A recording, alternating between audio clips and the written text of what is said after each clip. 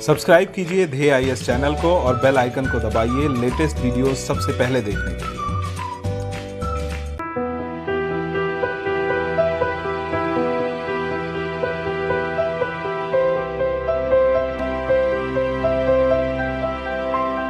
नमस्कार, मैं सुनील वर्मा ध्येय आईएएस टीम की ओर से आपका स्वागत करता हूं ध्येय टीवी पर। हम बात करेंगे डेली करंट अफेयर्स के अपने प्रोग्राम पर, जैसा कि हम प्रतिदिन करते आए हैं। इस वीडियो में हम बात करेंगे मिग-21 के विषय में और समझेंगे मिग-21 बार बार क्रैश क्यों होता है और बार बार क्रैश होता यह मिग विमान क्यों चिंताजनक है। ये भी समझेंगे कि इसको तुरंत रिप्लेस क्यों नहीं कर दिया जाता, कौन कौन सी इसमें चुनौतियां आ रही। आइए इसको थोड़ा सा समझते हैं। मिग-21 में इतनी ज़्यादा दुर्घटनाएं होती हैं कि इसे उड़ता हुआ ताबूत कहते हैं। उड़ता हुआ ताबूत इस वजह से कहते हैं क्योंकि इसमें कभी भी दुर्घटना हो सकती है। जैसा कि पंजाब के मोगा में गुरुवार देर रात भारतीय वायुसेना का मिग-21 लड़ाकू विमान क्रैश हो गया और इसको चला रहे पायलट अभिनव चौधरी शहीद हो गए। कुछ समय पहले मार्च 2021 में इसी प्रकार की एक घटना जो है कि हुई थी मध्य प्रदेश के ग्वालियर में, और मिग-21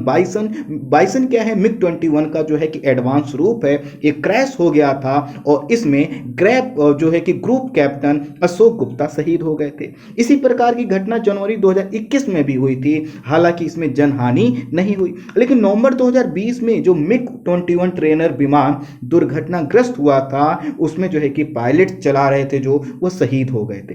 तो कुल मिलाकर अगर हमने आपको कुछ महीनों के जो आंकड़े दिए हैं, इनसे स्पष्ट हो जाता है कि यह कंटिन्यूअस होने वाली घटना है, अर्थात मिग-21 क्रैश होता रहता है और यह बार बार क्रैश होता है। इसी के कारण इसको उड़ता हुआ ताबूत कहा जाता है। इस पर मूवी भी बन चुकी है। मैं आपसे जानना चाहूंगा कि इस तरह के विमान के क्रैश होने पर कौन सी मूवी बनी थी। काफी चर्चित मूवी है, आप उस मूवी का नाम बता सकते हैं। उसमें भी इस प्रश्न को खड़ा किया गया है कि आखिर इनको कब रिप्लेस किया जाएगा और बार बार जो पायलट अपनी जान दे देते हैं, जो शहीद हो जाते हैं, यह सिलसिला कब रुकेगा।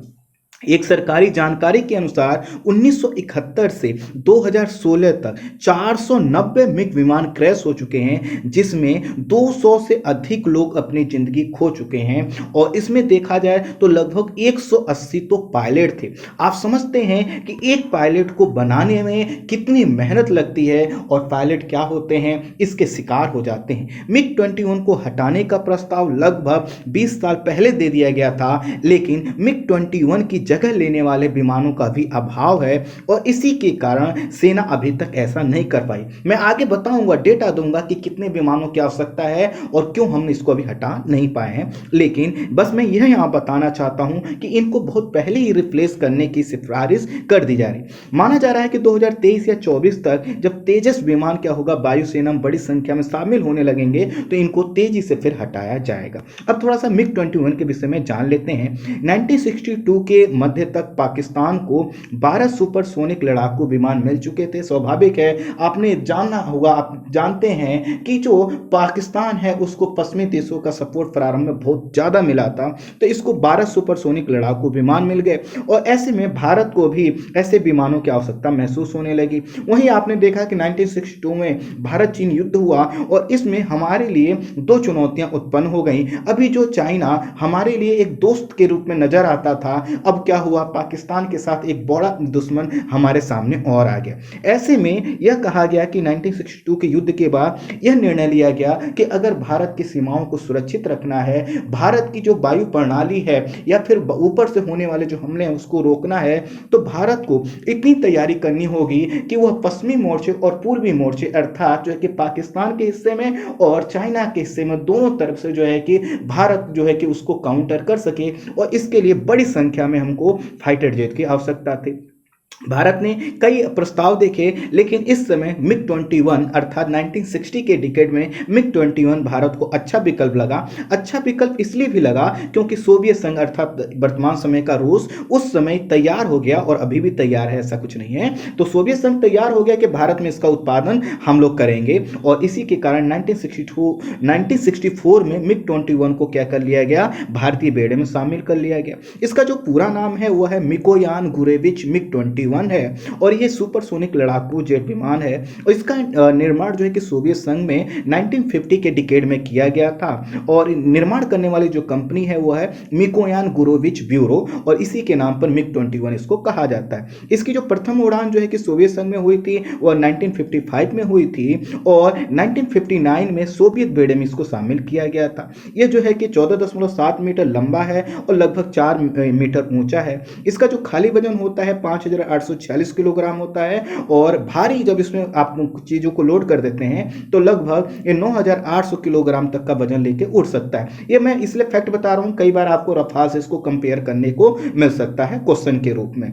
समुद्र स्तर पर इसकी जो गति होती है 1300 किलोमीटर प्रति घंटा होती है, लेकिन जैसे ही ऊंचाई पर जाता है तो 1900 किलोमीटर प्रति घंटा हो सकती है। अदरवाइज अगर इसका ओवरऑल मैक्सिमम स्पीड देखा जाए तो लगभग 2200 किलोमीटर प्रति घंटा हो सकती है। ये 1470 किलोमीटर की दूरी एक बार में तय कर सकता है। लैंडिंग के समय इसकी जो गति होती है वो 350 किलोमीटर प्रति घंटा होती है और इसके क्रैश होने के एक कारणों में ये भी है कि जब लैंडिंग हो रही होती है तो 350 किलोमीटर की गति से जब ये रनवे पर उतर रहा होता है तो चूंकि यह स्पीड बहुत ज्यादा है इसके कारण भी ये दुर्घटना होती है। आगे इस पर बात करेंगे। प्रारंभ में MiG-21 को रूस में तैयार किया गया, लेकिन जैसा कि हमने स्टार्टिंग में आपको बताया कि सोवियत संघ तैयार हो गया कि हम इसका उत्पादन भारत में करेंगे और फलस्वरूप भारत में इसका उत्पादन होने लगा और आवश्यकता अनुसार इसमें हमने संशोधन भी किया है और इसी के कारण आप जो है कि MiG-21 बाइसन जो देखते हैं वह क्या है, इसका एडवांस रूप है। इस समय भारत में MiG-21 बाइसन का प्रयोग किया जाता है जो कि MiG-21 का अपडेटेड वर्जन है। MiG-21 बाइसन का प्रयोग अभी कुछ समय पहले बालाकोट एयर स्ट्राइक के समय अभिनंदन वर्धमान ने किया था और इसी विमान से दुनिया के सबसे उन्नत विमान F-16 को जो है कि मार गिराया था, जो कि अमेरिका के द्वारा बनाया गया। इसके अलावा 1971 के युद्ध में अर्थात भारत पाक युद्ध जब हुआ था जिसमें जो है कि बांग्लादेश को स्वतंत्रता मिली और उसके साथ कारगिल युद्ध में यह अपनी क्षमता से प्रभावित कर चुका है, लेकिन इन क्षमताओं के बावजूद जो इसमें बार बार दुर्घटनाएं होती हैं, बार बार जो पायलटों की मृत्यु होती है, यह क्या करता है, इस पर प्रश्न चिन्ह खड़े करता है। रूस जो इसका निर्माता है इसने भी अब इसे अपने बेड़े से बाहर कर दिया है, लेकिन भारत अभी एक ऐसा देश है जिसके जो है कि एयर डिफेंस में अभी भी ये शामिल है। भारत में इसका उत्पादन किया जाता है हिंदुस्तान एरोनॉटिक्स लिमिटेड के द्वारा और MiG-21 विमानों को वायु सेना से हटाने के लिए भारत को अगले 5 सालों में कम से कम 200 और 10 सालों में 400 लड़ाकू विमानों की जरूरत होगी। तो देखिए यहां से वो फैक्ट स्टार्ट होते हैं कि आखिर हम इनको हटा क्यों नहीं देते। जैसा कि हमने बताया कि अभी जो है कि ये बहुत बड़ी संख्या में हमारे यहाँ अपने ऑपरेशन में लगे हुए हैं, सेवाएं देते हैं। अगर हम इनको हटा दें, पूरी तरह से हटाना हो हमको, तो अगले 5 सालों में हमें कम से कम 200 जो है कि फाइटर जेट कहीं से परचेज करने होंगे, चाहे घरेलू स्तर पर या फिर बाहर से, और अगले 10 सालों में 400 लड़ाकू विमानों की आवश्यकता है। देखा आपने, रफाल हमने खरीदा, कुछ ही रफाल हमको मिले हैं, उस पर कितनी राजनीति हुई, कितना समय लगा, कितना जो है कि उसमें कई तरह की धांधलियों की बात आई। तो कुल मिलाकर अगर देखा जाए तो हमारे पास अभी जो विकल्प के तौर पर MiG-21 ही है जिसके माध्यम से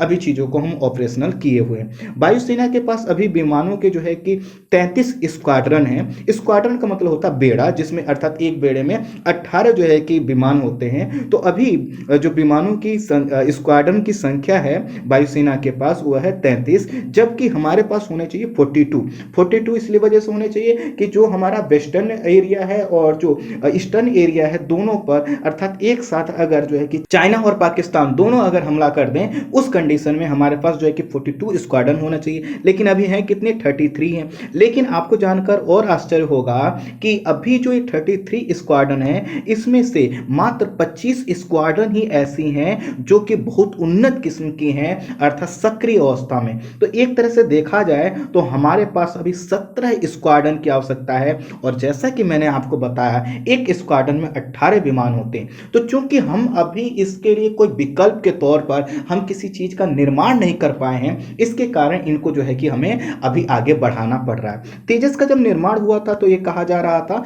कि 2020 से इसको बदला जाएगा, अर्थात तेजस इसको रिप्लेस करने लगेगा। लेकिन आपको पता है कि तेजस में भी लेट लतीफ़ी का दौर चल रहा है और इसके वजह से अभी तक इसको रिप्लेस जो है कि नहीं किया जा सका है।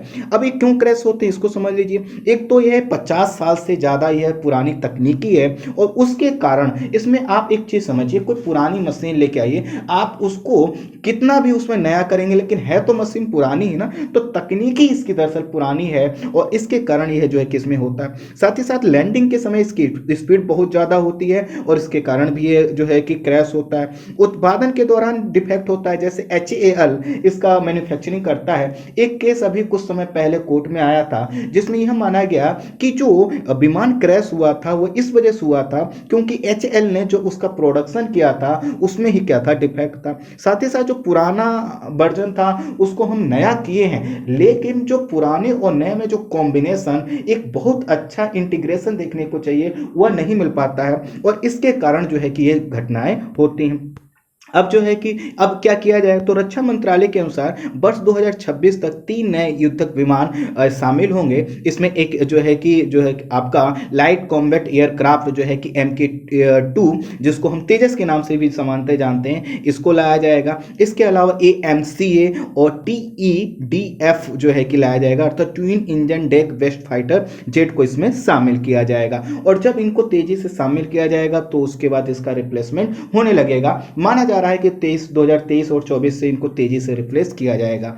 मेरा मानना है कि ऐसे जो विमान हैं इन्होंने अपनी जो सेवाएं हैं बहुत शानदार तरीके से दिया है, लेकिन अब समय आ गया है कि हम जो है कि वर्तमान आवश्यकता को समझते हुए हम ऐसे फाइटर जेट रखें जिसमें हम भरोसा कर सकें, हमारे पायलट भरोसा कर सकें और हर समय अपनी सेवाएं दे सकें। क्योंकि अभी एक ऐसा विमान है जिस पर बहुत ज़्यादा भरोसा खुद पायलट नहीं कर सकते हैं, क्योंकि कभी भी ये जो है कि धोखा दे सकता है। आई होप आप संक्षेप में इसको समझ पाए होंगे। इस वीडियो में इतना ही। Thank you so much.